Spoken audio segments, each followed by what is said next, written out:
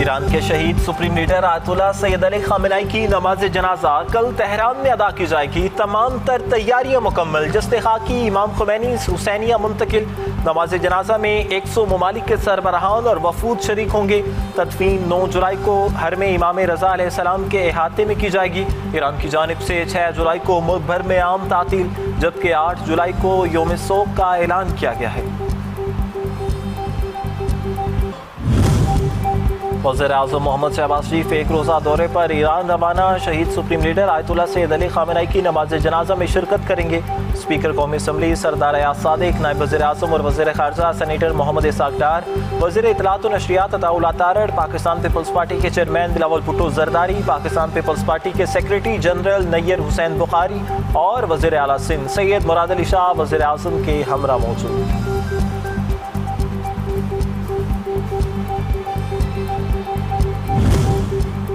ایران کے رہبر معظم آیت اللہ سید علی خامنئی کو 28 فروری کو امریکہ اور اسرائیل نے خوفناک بمباری کر کے شہید کر دیا تھا۔ حملے میں آیت اللہ سید علی خامنئی کی اہلیہ، بہو، نواسی، بیٹی اور داماد بھی شہید ہوئے تھے۔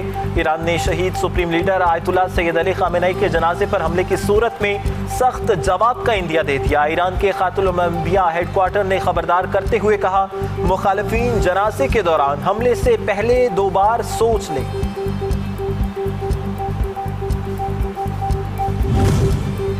رہبر معظم کی شہادت سرخ سفر کا اختتام نہیں بلکہ اتحاد، استقامت اور ترقی کے ایک نئے باب کا آغاز ہے۔ ایران کے صدر مسعود پزشکیان کا سید علی خامنئی کو خراج عقیدت، کہا ایرانی قوم ہر آزمائش کے بعد پہلے سے زیادہ متحد، مضبوط اور پر امید ہو کر ابھری ہے۔ ایران اور امریکہ کے درمیان اسلام آباد MOU مضبوط اور پرعزم سفارتکاری کی فتح۔ اقوام متحدہ میں پاکستان کے مستقل مندوب عاصم افتخار کہتے ہیں، پاکستان کی ثالثی کی کوششوں کا محرک عالمی اور عالمی امن کے لیے وابستگی ہے، جس کا مقصد جانیں بچانا، کشیدگی کو کم کرنا اور ایک پائیدار باہمی فہم و تفہیم اور حتمی معاہدے کی جانب لے جانے والے منظم مذاکرات کے لیے راستہ ہموار کرنا ہے۔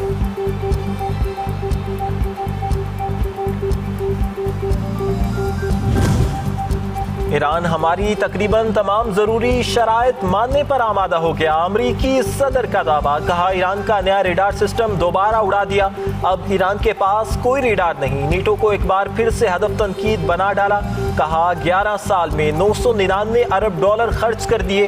امریکہ اپنے اتحادیوں کے تحفظ پر بھاری سرمایہ خرچ کرتا ہے لیکن بدلے میں مناسب تعاون نہیں ملتا۔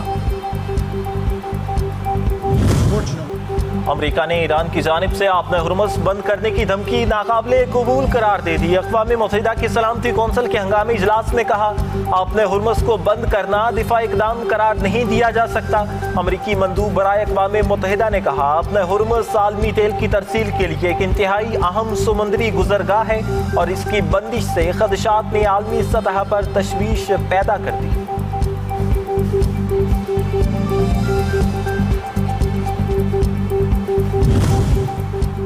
امریکہ نے مغربی ایشیا میں امن و سلامتی کو مسلسل نظر انداز کیا۔ ترجمان ایرانی وزارت خارجہ اسماعیل بقائی کہتے ہیں، فوجی اجلاس محض نمائشی اقدام، امریکی پالیسیاں خطے میں عدم استحکام کو ہوا دے رہی ہیں۔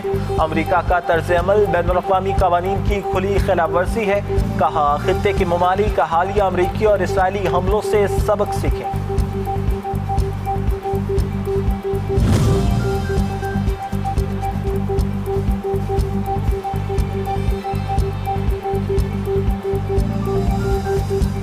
آبِ ہرمز پر کسی بیرونی طاقت کا اختیار قبول نہیں۔ ایران کی بحرین اجلاس پر شدید تنقید، کہا آبِ ہرمز کی سلامتی اور انتظام سے متعلق فیصلے کسی غیر ملکی فوجی اتحاد کے ذریعے نہیں کیے جا سکتے۔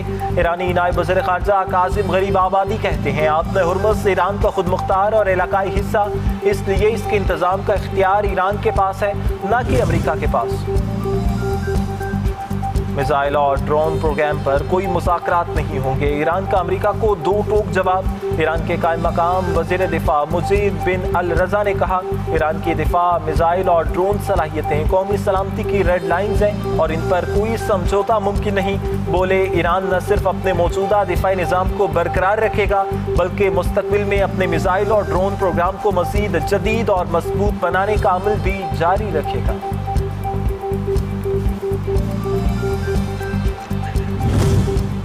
محسن نقوی کا پاک سعودیہ برادرانہ تعلقات مزید مضبوط بنانے کے عزم کا اعادہ۔ وزیر دفاع محسن نقوی نے مکہ ریجن کے مقام گورنر شہزادہ سعود بن مشعل بن عبدالعزیز سے ملاقات۔ سعودی گورنر کا پاکستان کے ساتھ تعلقات کو انتہائی اہمیت دینے اور ہر ممکن تعاون کا اعادہ۔ سعودی گورنر کا اپنے ریجن میں اسٹیڈیم کی تعمیر کے لیے PCB کے ساتھ بھرپور تعاون کا اظہار۔